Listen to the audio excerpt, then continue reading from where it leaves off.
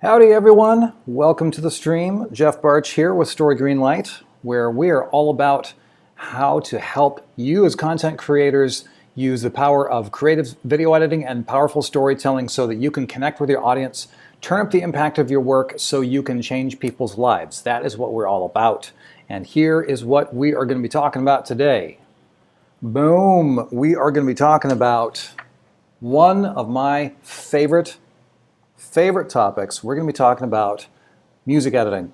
And here's the thing, it's anyone can drop a piece of music into an editing timeline. It's a pretty easy thing to do.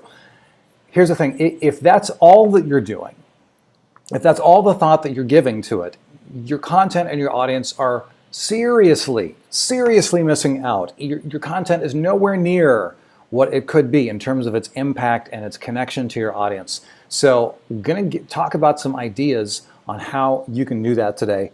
How to level up the editing in your music, no matter what kind of content you make. This is not just for vloggers. This will absolutely apply for vlog style folks and story-driven content.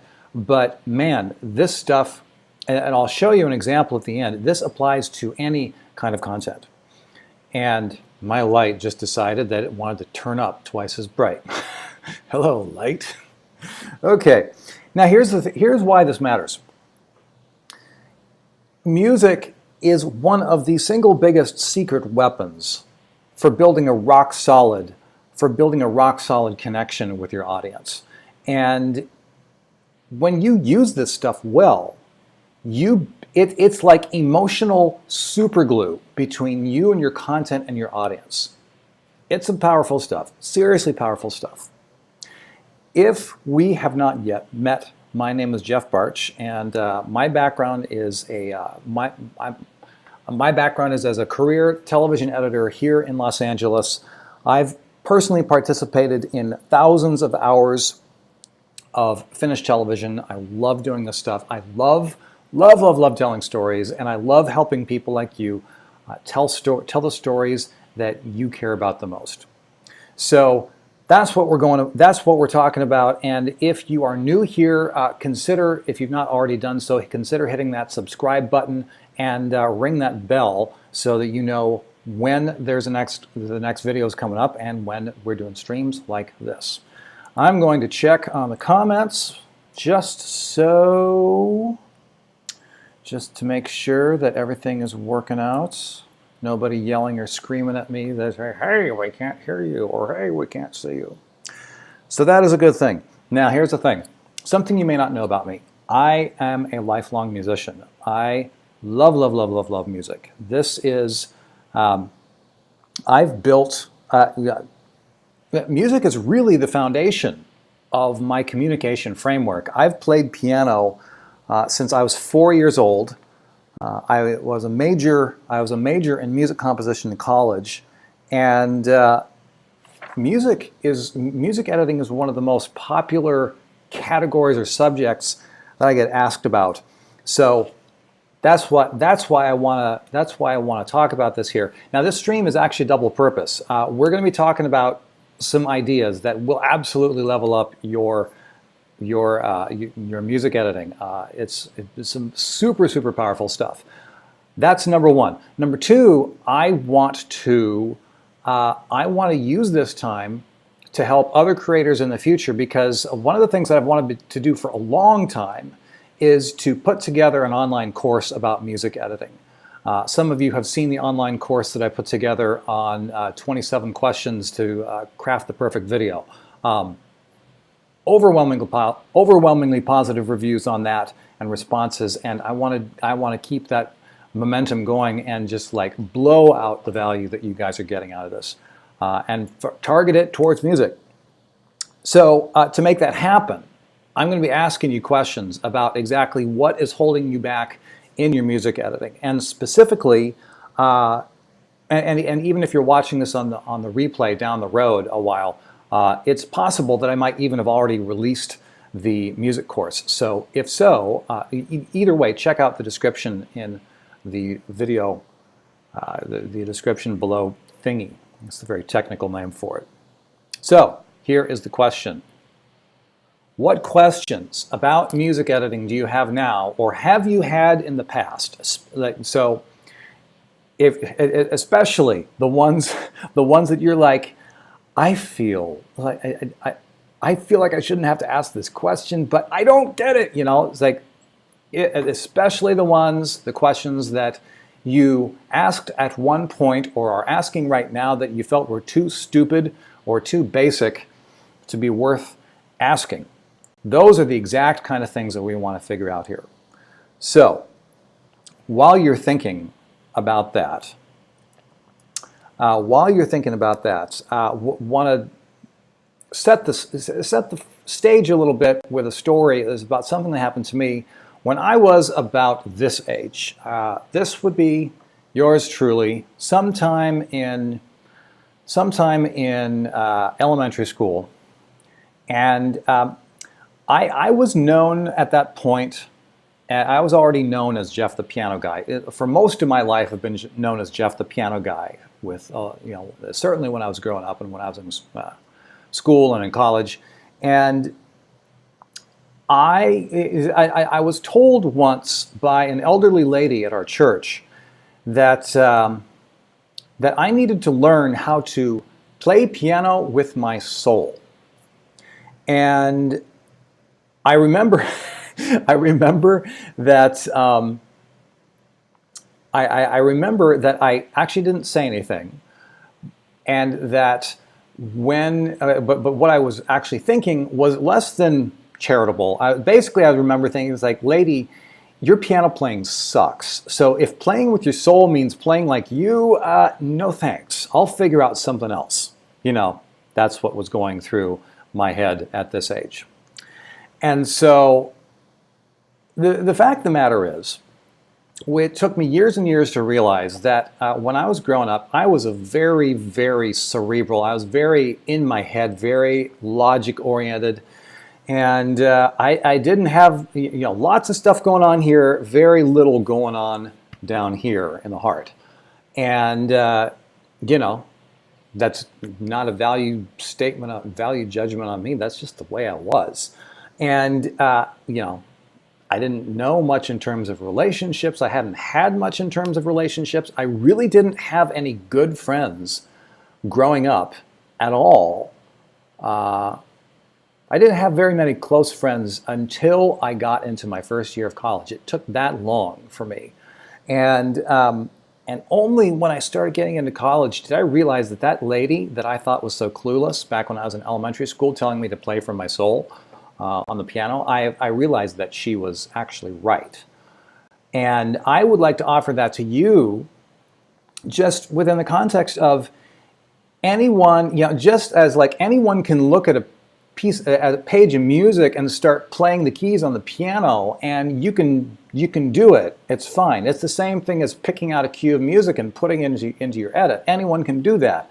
But when you play with your soul, when you edit your music with your soul, as it were, when you really start to think about what this stuff means, what's behind it, why you choose things, why you don't choose things, when you start, when you stop, what kind of choices you're making, when you're putting that from your creative soul, I'm telling you, the level of the results that people feel in your content is just incredible.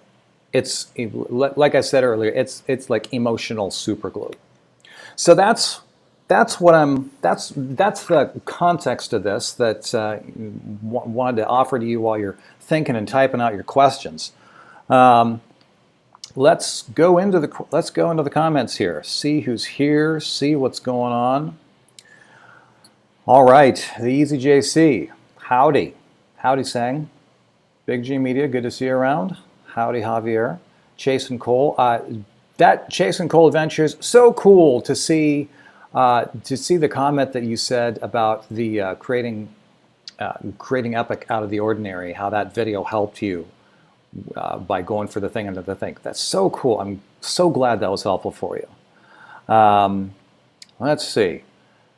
Lewis, what up, dude? Howdy. Risha, hey, howdy. What is the correct pronunciation of your first name, Mr. Donnell? Is it Richer or is it Richer? I'm guessing it might be Richer by virtue of the fact that you've said that you speak French, and that sounds kind of French, so that's my guess. Chris Floyd, there he is. Absolutely, good to see you, man. Had lunch with Chris at VidCon this past weekend. That was very cool. Y'all should check out Chris's channel. He's doing some cool stuff with he's working on some cool stuff with composite photography. And if you don't know what that is, you should go there and find out. And Lewis says, "How are you? How was VidCon?" VidCon, I was only there for a very short amount of time, and I was shooting some collab videos, a bunch of them actually, and so I didn't get to see a lot of people. But man, relationships are so incredibly important, and showing up in person to events like these are so huge. So yeah, VidCon was good. It was very cool, man. Daniel, howdy Daniel, good to see you. Music is meant to emphasize emotion. I ask, why do they play sad songs during happy moments? Says Lewis. You know, that is a really good question. Music is meant to emphasize emotion.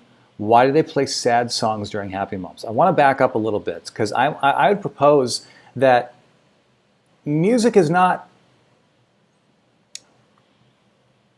A lot of people think that music creates emotion. And that is true. It can do that. Music can also...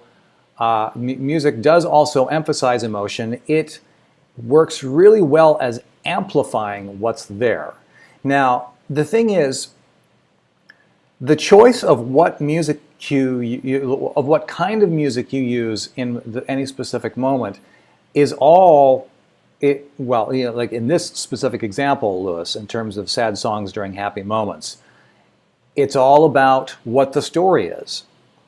If you are wanting to talk about, a sense of bittersweetness, where you think something should be happy, but you know that there's something not everything, you know, it's like it's not a completely happy ending, or nothing is 100%, or like the moment isn't 100% happy, and you want to introduce an element of doubt or emotional tension, that's one of the reasons why you could use a sad song in a happy moment, because it's what people expect. If you have a happy moment, they expect a happy song, but if you give them what they don't expect, that's a way that you can actually make a very striking comment, a striking offering creatively. Daniel says, how do you choose your music? That is an excellent question. And it is, I could talk about that for a really long time. So in brief, like a brief kind of bullet points, the idea of like, how do you choose your music? I always look for what is the mood or emotion that I want to be either creating or more appropriately emphasizing in any given moment. And then that is the guiding, you know, it's like a lot of times you go to production music libraries online and like, okay, well, if you want a moment of tension, then you can just start typing in tension within the search engine on whatever library you're using, and you're off to the races. That's the number one reason. Lewis says, you're my favorite YouTuber. Please keep sharing your insights. I love everything you put out there so much. Awesome, man. Well, thank you. There are a lot of YouTubers out there, so I don't take that compliment lightly. Thank you, man. I have solutions for you. What about music and talking head videos? That is an excellent question, and we're going to be getting into that a little bit later. The short answer is yes. It is everything we're talking about right now is applicable to talking head videos. You don't have to be making a mini movie You don't have to be shooting some epic vlog or some narrative thing for this stuff to apply, because I'm telling you, this all applies to everything. So stand by for more on that. Catch and relax. Howdy, good to see you. Do lovely life. Finding royalty-free music is variety is music. Yes, I have found that, frankly, when it comes to free music, you tend to get what you pay for. Just broad strokes. There are, now if you're talking for music on YouTube, there is a library of music that you can use. I'm not 100% sure off the top of my head how to access it, but I believe you access it from within your Creator Studio backend on your channel. And there is music that is copyrighted. It's popular music, but they have their arrangements with YouTube and the licensing and all that stuff, so that they will hear that you're using it and they're like, okay, well, this is a cleared song that YouTube is aware of, and so any monetizing from that will go to that copyright owner. So that's one way to get high quality free music. But man, I mean, there are other places, like, I don't want to be that guy bashing on specific sites, so I'm not going to go there in specifics, but yeah, places like Epidemic Sound, I use Epidemic Sound a lot. They are really affordable. A lot of people go to artlist.io. Incredible quality. If you want, a friend of mine is a big fan of Soundstripe, soundstripe.com. They have a large library. They've been used by a lot of high-end folks and a lot of personal, YouTube creators as well, and they have all kinds of good stuff. So if you really want your music to resonate, I would strongly recommend just make that a priority financially, just because, again, you tend to get what you pay for. You know what? I am going to... Oh, I have solutions for you. Good meeting you at Tim's breakfast last Friday, Valerie. Hi. Okay. Thank you for making that connection, Valerie. I appreciate that. And Riche says Riche. Okay, got it. Sweet. Very cool. All right. Hey, I'm gonna stop down on comments right now so we can get into. So I'm going to get into the content. As you've heard so far, a lot of these things that we're talking about is like, how do you choose what kind of music? What does the audience expect? What does the audience not expect? Those are the exact kind of questions that you need to be asking to get really strong, highly functioning content with your music. And the thing is, as important as those are, they are only the beginning of the questions that you need to ask when it comes to really making your content everything you could be. And I know this because I'm constantly asking questions myself in my own content when I'm cutting hair on a professional gig. And I've actually put together a list of all the top hits, of these questions that I use and have used throughout my entire career in the cutting for people for pay. I almost said for free. Thankfully, I do very little cutting for free these days, other than YouTube content. But I put this into literally into a checklist that you can download. Javier Mercedes is on the stream. He actually shot me an email. He's like, dude, I put this checklist up on my wall, and I recommend you do the same. It's good stuff. You can get a copy of these questions by downloading it from the link on the video description below. And if you want to go even farther, there is a online video course that I put together where I go through each question blow by blow and help you apply this stuff to your own content step by step. It is incredibly powerful, hugely positive feedback that we've been getting from that so far. So if you want to check out that video course, it is hugely valuable. Check out that in the link below. So let's talk about this.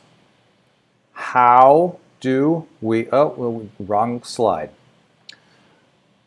Let's hit the right button here, Hefe.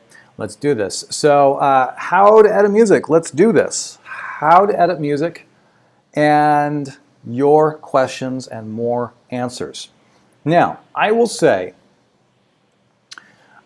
just by nature of what this medium is, as with anything, we need to know our medium and know how to best work within that medium. Now, I'm using a piece of software called Wirecast Play, and it has a lot of capabilities to do a lot of stuff like full-on broadcast, like control room type stuff. It is the level that I have purchased is not at that level at this point. So this is not the medium for me to like show you my desktop and do like frame accurate, just like showing you the nitty gritty on how this stuff works. However, the good news is the stuff that's going to give you the biggest bang for the buck is right up here in your head in terms of your choices and your priorities and all that kind of stuff. So that is why that's why I was going back and forth on should I even use this medium on talking about how to edit music, but I figured out, okay, this is how I can do it. So I want to talk with you about a framework. This is the process that you go through when it comes to selecting music. Actually, that's just the first step. Here it is. This is the framework for editing music. It's 3 major steps. It is select, place, and arrange. That is the process that you go through. You have to figure out what kind of piece of music do I want and why. That's select. Then with placement, you have to figure out where does it stop? Where does it start? Where does it stop? Where does it shift? Where does it go up or down? Where does it fade out or whatever? That's placement. Then the third part to that is you need to arrange the music at whatever level you are that it is accessible to you. I will say, as a music composition major, I get pretty nutty with the way I chop up the different cues, and how and especially when it comes down to using different music stems, using percussion or bass lines, or like taking like certain alternate mixes and taking a chunk of that here and patching it in there, changing the time signatures, all that stuff. Matching keys between cues, using relative minors between cues. And so just like if you know something about music theory, you're probably tracking with what I'm saying. But the bulk of the folks hearing this, you're probably, at this point, you're probably like, Jeff, what are you talking about? So I'm not here to get all geeky on music theory because this is not the time or the place. And a lot of the time, music theory just is not very accessible. And that's the one thing that I want this to be. I want this to be very accessible and understandable. So let's talk about that first role. Well, actually, let me first jump back into the comments, see what y'all are saying.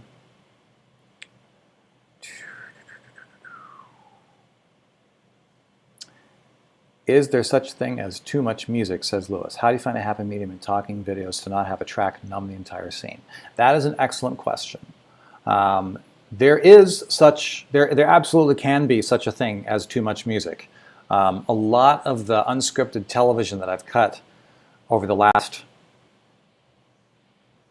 15 years, especially in the early 2000s, we're like, we want music wall to wall the entire time, and it just, after a while, you're right, it does get numbing. But here's the thing: the thing that is most likely to make it numbing is if the music stays in the same place, if it never shifts in intensity or level. Now, if it's just sitting there in the background as a groove, and its sole purpose is to provide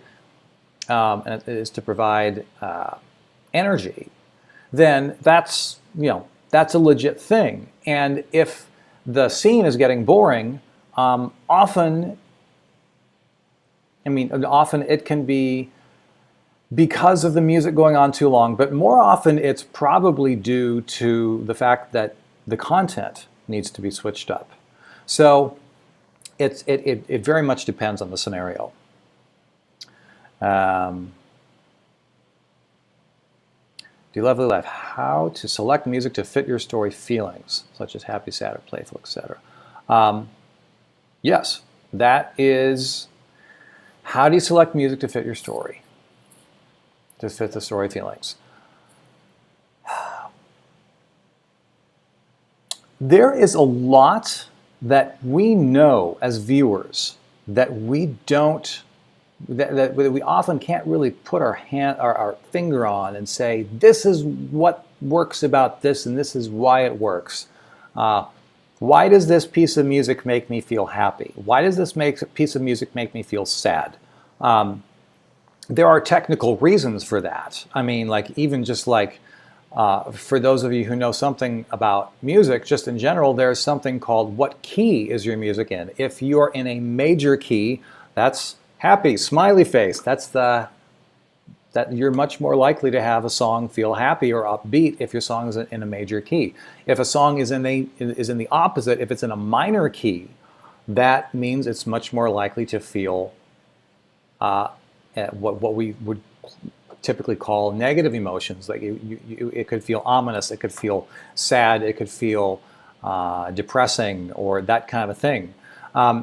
So really, the thing in terms of selecting music to fit your story, you need to, number one, rely on what you know and how you feel when you hear certain pieces of music. Also, you can rely on, like if you're using online production music libraries or something like that, you can look at the tags that the professional musicians who put the music out say. It's like, okay, if this is uplifting, well, then you can start getting more of a point of reference for, okay, what's my mental concept of what uplifting music sounds like or feels like. And it's so the more attention that you pay to stuff like that, the better off you'll end up being. Okay. Let's see.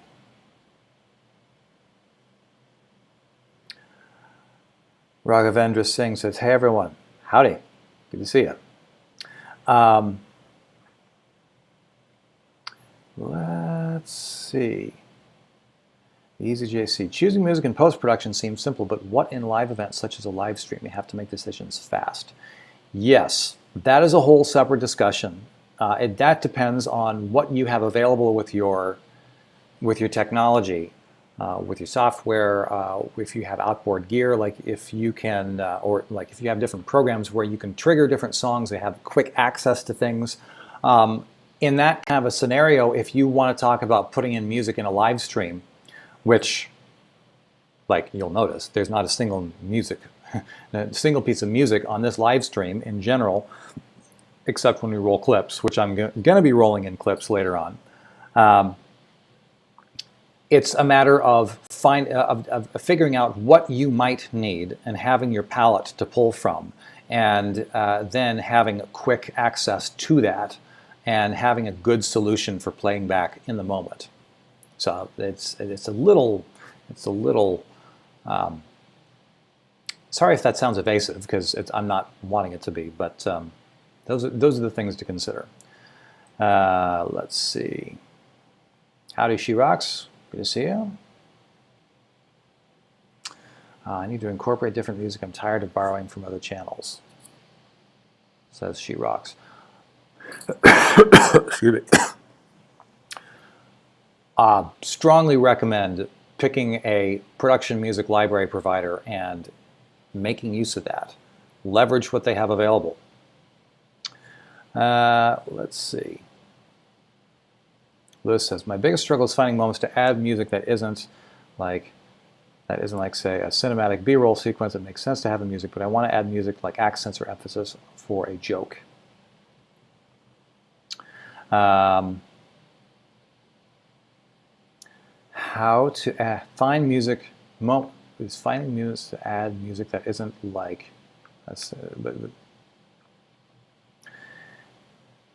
That will come in, Lewis, with the arranging part. We have this three-step process. It's to select, place, and arrange. When you really start dialing in the placement and arrangement of the pieces, that's when you will be able to position, you will be able to pick the right pieces of music that will emotionally do what you want to do. If it's being goofy or cheesy or whatever you want to accent, something like, oh, this is super cool, like get some crazy epic sound effect. I mean, that's the kind of time when you have to select the right piece of music. You have to place it in the right place within your sequence, and if you do it right, you won't have to do so much arranging, but you will end up having your music react to what's happening. So the first step, though, is to say, what are the moments that I want to emphasize, and what do I want to feel from the music? And you take it from there. Okay, what are the rules on copyrighted music, says She Rocks. Those, well, basically, if you have copyrighted music, be very, very careful about using it without first getting permission from the copyright owner, just flat across the board. And that's becoming more and more important because YouTube has, they have computer algorithms for lots of different things. But one of the things that YouTube does is they automatically scan the audio of your videos on your channel to say, does this contain copyrighted music? And that's why it's so good to use production music libraries who have relationships with YouTube and are specifically designed to be licensed to be used online, because that will keep you from running afoul of YouTube's copyright infringement algorithms. And the reason why that's important, other than, well, first of all, it's showing respect to the creators. They put this music out in the context for us to enjoy it, and they also, 9 out of 10 times, this is also the way that they earn a living. This is, you know, whether it's a big record label or an individual artist or whatever. I'm all about showing respect to the creators, and that's the number one reason. The pragmatic reason, number two, is YouTube's computers don't care. YouTube's computers don't care about fair use and all that kind of a thing. Like you can make a case for fair use in many circumstances, but you're going to have to fight back if the computers trigger your video and say, hey, we're putting a copyright strike against you. You get too many copyright strikes, YouTube will shut down your channel. And that is not something that I would really want to do. Not worth going there. Even if you're right, even if you have a case, it's still a pain in the butt, and I would not want to put unnecessary pressure on myself. So back to this structure. When we're talking about selecting music, you need to figure out, as we've alluded to earlier here, we need to figure out what role is the music playing. There are two major roles that you're going to have for any piece of music. One is to provide energy, and the other role is to provide commentary. Now, a lot of times, content online, it's, you know, if you have a talking head video, for instance, it's going to be, at 9 out of 10 times, it will feel better. It will have more energy if you put some music underneath it. It doesn't have to be crazy involved. It doesn't have to be, you don't have to do much of anything with it. Literally just put it in underneath, and all of a sudden the energy will bump up, or it will have a better feel to it overall. Awesome thing that music can do, literally just by being there. In that kind of a scenario, if its purpose is to add energy, usually you want to have the mixing levels on that down low. You always, always, always, whenever you're mixing your sound, you always want to have the most important thing, which is usually dialogue. You want to have the dialogue undeniably, undeniably, I was about to say audible. You want undeniably clear. You don't ever want people saying, I can't hear what they're saying over the music. So that's a point of reference in terms of putting in music for energy. Usually you want to have it mixed down lower rather than hotter. Now, when you have that second role of music where it's providing commentary, then that's when you want the music out front and center. And that's where you crank that puppy up and you say, and then the music says, here I am, here's what I have to say, listen up, y'all. So that's when you're going to have your music, that's when you're going to have it mixed hotter in various places. So think of it like this way. If you've ever done anything with acting, or taken any acting lessons, or read articles about what's it like being an actor, so much of acting comes to you are acting, you are being at cause, you are initiating. The much more powerful parts of acting are often in the reactions. When you're editing, you get you can have things happening in the scene, but so much more context and layering can be brought in by how you present the other people's reactions in the scene. And so with the music, think of your music as a character. Think of your music as every bit as much of a character as the person who is on screen or the things that are on screen, because that music will, it's not just wallpaper. It's not just, even if it's just sitting there bumping along, adding energy, we need to remember what its role is and how it is either acting or reacting. So that's an important thing to keep in mind. Now, here's what I'm going to do. I'm going to show you a clip here from one of my most recent videos. It's called How to Find the Epic in the Ordinary.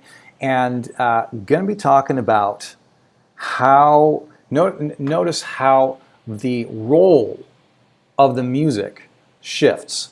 It's going to start out with me talking, and it's going to be down kind of as a bed, and then we shift ideas, and it goes to it goes to a more out front statement of, okay, we're changing something, where I'm playing with the cars with Levi, as you're about to see, and then it stops as I'm talking about a shift of context conceptually, and then the music takes front and center. So let's check out this clip here. Okay, what's the core element? What's the core idea driving the scene? And then how can I pick the right music that will amplify that idea?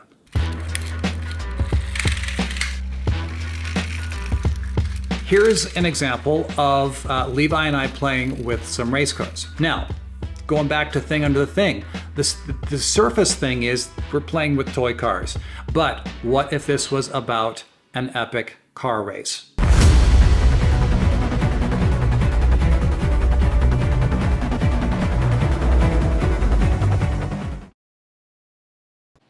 So that is well, and the cool thing about that with this live stream, if you really want, you can hit the J. You can hit the J and bump back 10 seconds a couple times, and you can watch that again if you want. You have that luxury here, and obviously you have that luxury if you're watching this on the replay. So you have here. Let me talk about. You have the different roles. You have the different roles of the music. They're shifting. You have the different times when it's just down in the bottom as the bed, and then as I introduce the idea of with the cars, with like the regular playing with the cars, it's an upbeat, energetic kind of a cue, but it's not like in your face, like it's not upbeat in your face kind of a thing, like a guitar solo or something like that. But when I talk about shifting the concept of what is actually happening on screen, the music reacts and it steps up and it's like, bam, this is the direction that we're going, and this stuff is epic. So that's one thing to consider in terms of selecting the music and what the roles are. Gonna check out your comments. Let's see here. Guiding Autism. I'm sharing this with our music therapist. Fantastic. Very cool. She rocks. Thanks so much. I love your channel. Awesome. Glad you're here. John Tallman, do you work with sound editors in TV land, and what is that relationship like? That is an excellent question. The bulk of in a nutshell, working with sound editors has classically been something that has come from the film world. And the farther up you go in feature film work, the more likely you are to have an entire editorial team with highly specialized separated roles. The farther you go down in terms of production budget into independent feature films, and then switching over into television, in general, television, well, I'm getting ahead of myself. You're going to have less specialization in television in general, unless you are working on shows that are highly produced, scripted content. So if you get a scripted drama, it's entirely possible that you're going to have a sound editor as a if you can be a picture editor and you'll have a sound editor working with you. But it's much more likely these days that you are, as the editor, responsible for dialogue. You're responsible for editing the music and for the sound effects and all that kind of stuff. All that to say, I rarely work with sound editors in my own professional work. I have done it in the past, but usually it's within the context of I build the foundation and then the sound editor tends to augment that downstream in the mix. Best program for stripping out background noise. That, you know what, Guiding Autism, I would love to help you with that. That's not a huge area of expertise for me. Stripping out background noise, like I know that like the program called Soundtrack Pro that comes with that works with Macs is very specifically has that feature in varying levels that you can choose the levels at which it removes the background noise. Pretty much any high-end program like Pro Tools or that kind of a thing will have those kind of plugins to do that. Probably the best way to go would be to say, what program are you editing on for your video editing, and look for plugins that say it's like, hey, we can do this, we can take out the background noise, and usually there's some sort of a rating system in effect for that, and you can check out what other people say. Other than that, I don't really have any specific suggestions. Sorry about that. Riche says, I normally set my background music at minus 26 dB when I talk, and at minus 15 to 18 dB when it's B-roll. Cool. That is if that works for you, that's cool. I do want to clarify with that. If you're talking about setting the background music to minus 26 dB, hopefully what you're saying is you're setting that to bounce at minus 26 dB on your meters. Because a lot of people will see that and you're like, oh, well, I should just type in -26 on the mix tool or set that on the fader in the mix tool. But the fact of the matter is different audio tracks are recorded and mastered at different levels. So setting a music cue, like setting a music clip at -26 is going to be a different volume for different kinds of cues. So you always want to keep your eye on the meters for those of you following along with what Riche is talking about here. Riche says steady background noise is easier to remove. This is true. Yeah, and guiding autism, that makes it tinny. Yes, if you go too hard on this background noise removal, it starts messing with the sound that you want to keep. And the Easy JC says, I recommend Audacity. Cool. This is true. Very cool. All right, so let's talk about this next idea. So placement. We want to talk about where does the music stop and start. How does that stuff work with the idea of placement? Now, back in the day when I was first an assistant editor starting to get projects shoved my way by my boss, saying, hey, cut this, see how it goes. I'm just like, sweet. There's this nagging thing, though. It's like, how do you actually do this? Like how do you know when to stop and start the music? And my boss at the time is like, oh, it's easy, you just drop it in. And I'm like, this is not helping. So it took me a while to figure it out. But here is a huge rule of thumb that I've found hugely helpful. Music stops, starts, or changes in conjunction with a shift in section or idea. I'll say that again. Music stops, starts, or changes in conjunction with a shift of editorial section or a shift of idea. So, I mean, at the very basis of these things, if you're starting your piece, it's like, well, this is the beginning of an idea, so it makes sense to start the music right there because that's the beginning of an idea. If you're doing a vlog or something like that and you say, here's what's going on today, today's been an epic day, this is some really cool stuff, so here's what happened. I want to show you what happened. You know, like if you're doing a recap, you know, your initial piece might go from the beginning of your piece to, okay, so here's what's happened. So that's the end of a thought, and you're going into the next section of your piece. That is the ideal point to say, okay, here's the shift, here's the time for the next music cue to start. So what I'm going to do is I'm going to play this same cue, I'm going to play the same clip back again and just look at it from a different perspective right now. It's not just, so instead of thinking about the roles of the music like we were with the selection, think about now the placement. Is the music acting or reacting? What causes the shift in the music? So think of that as we go back to this clip here. Okay, what's the core element? What's the core idea driving the scene? And then how can I pick the right music that will amplify that idea?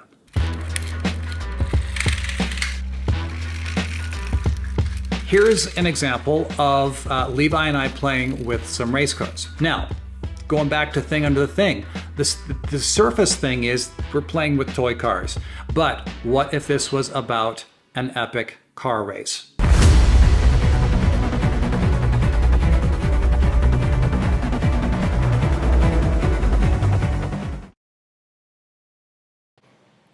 So that is a different set of things to think about. It's like, why does the music stop or start at the different place? And you'll see it does that for the very reasons that I just described, shifting of ideas, shifting in sections. And you can look at any of the produced pieces up on the Story Greenlight channel And you will see that that's how I edit all my stuff. I make a very specific point of talking the talk and walking the walk. I mean, anything that I put out there that is talking about editing will be edited according to the same ideas, which can sometimes be a bit, for someone like myself who's built my career being somewhat obsessive over details, that ends up taking a lot of time. I'm still figuring out that balance. Anyway, so that's the idea of selecting and then placement. Now, here is the thing. Before we go to the last section, I'm going to check in. Go back to, okay, right on. Let's, comments are good. Looks like, let's talk about this last leg of this tripod here, of this three-legged stool, the arrangement.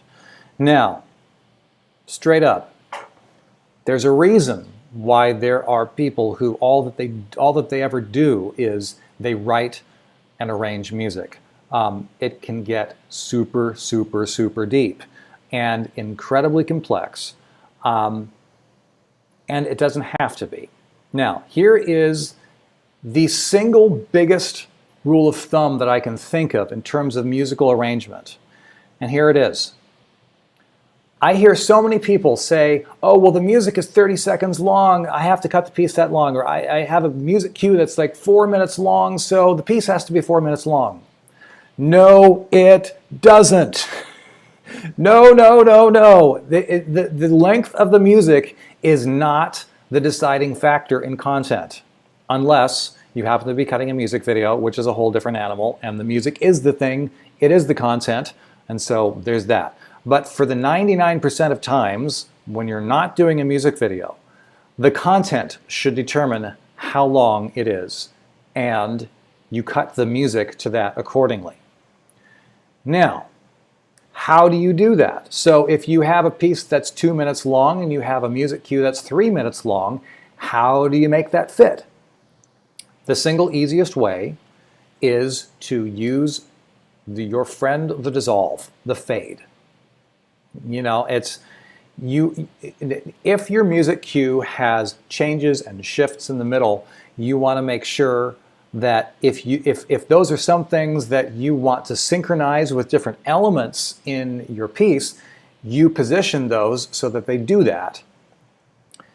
Sometimes you do that by chopping up the music cue, or sometimes it's just a matter of sliding the music cue back and forth and saying, okay, is this the best way to get these certain moments in the music that I want to synchronize with certain shifts or emotional levels in your piece?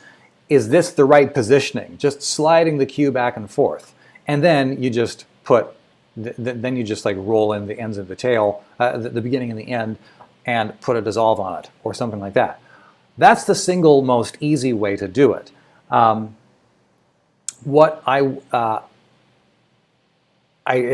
really can't, this is not the time or the place to go to dive into the details of how to arrange music.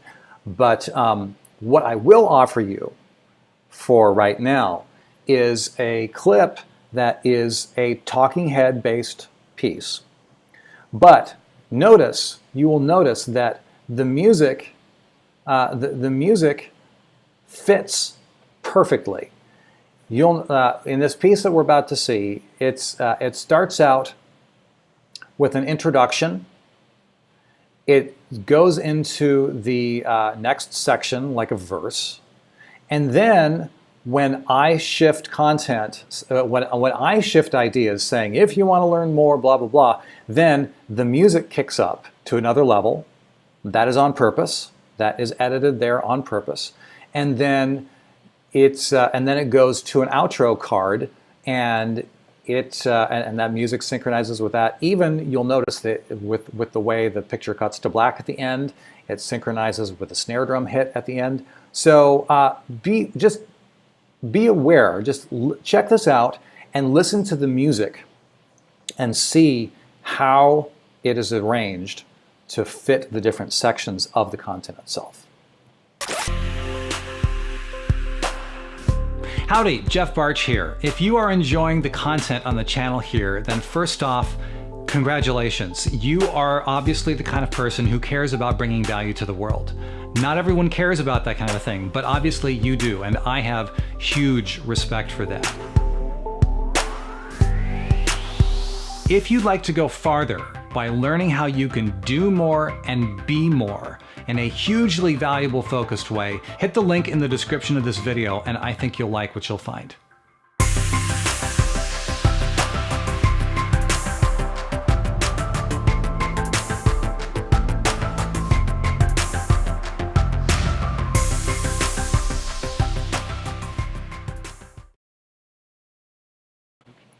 So that's just, I offer that just as a taste to say, even in talking head videos, it is entirely possible to have the music be a full-on character every bit as much as the guy on screen or the thing on screen or whatever you're talking about.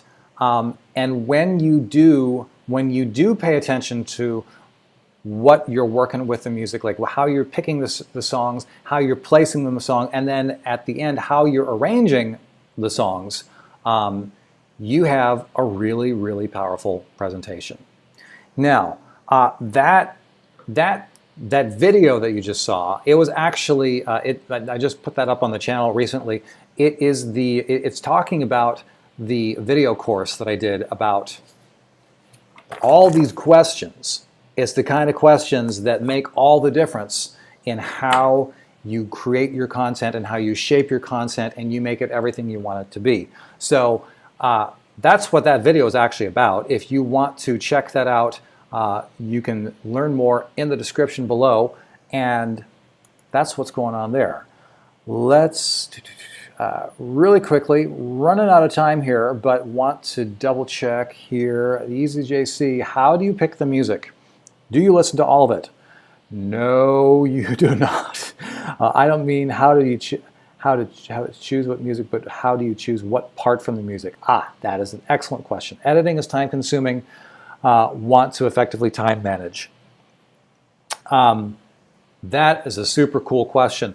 The thing that you do not want to do when you're looking at your music is you do not want to start at the very beginning, hit play, and then just sit there and just listen all the way through the track. You will just want to jump out the nearest window. At least that's the way I feel if I have to just sit there. The number one thing that helps me is showing waveforms. And so you can see when you're looking at this this music cue, you can see how, like if it has a long build at the beginning, it has a long build at the beginning, you can see how the waveforms just kind of bumper around at the bottom. And then if it shifts significantly in volume or intensity, often you will see that in the waveforms, and you can just jump right to, click right to that point in the clip and say, it's like, okay, is this what I want? So that is the single quickest thing that I could recommend in terms of how to pick what parts of the music. And that will save a lot of time right there. And managing your time, so important, so important. Needs more subs. Looks like a quality course. I think so. This stuff, I will say, the video course really kind of blew my mind. It's like, if you check out the video that I did on the page where you go there, I'll talk about how it kind of blew my own mind when I went through these questions myself in the context of the course, because it just made me think completely differently about everything. So I will just let you check that out. Link in the description below. And Lewis says, thank you so much for this. Most welcome, man. Glad you're here. Glad you all are here. And thank you for all of your questions, because these are the kind of questions that I want to know so I can be working on this upcoming music course that I'm going to be putting together. And so we can actually answer the questions that you want to know. So if this has been helpful, do me a favor, smash that like button. I see some of you have already done that. Thank you very much. Tip off the algorithm gods that this is some good stuff and you all are having a good time here. And in the meantime, it is about time for my lunch hour to come to an end. Got some food here, and I'm kind of hungry. So, plus, you know, got TV to be made that people are paying me to do. So I got to do that. I get to do that. Please believe I get to do that. So in the meantime, Jeff Barch with Story Greenlight. Remember, keep telling your stories because your message matters and you matter, and the world needs to hear what you have to say. I'll catch you later next time.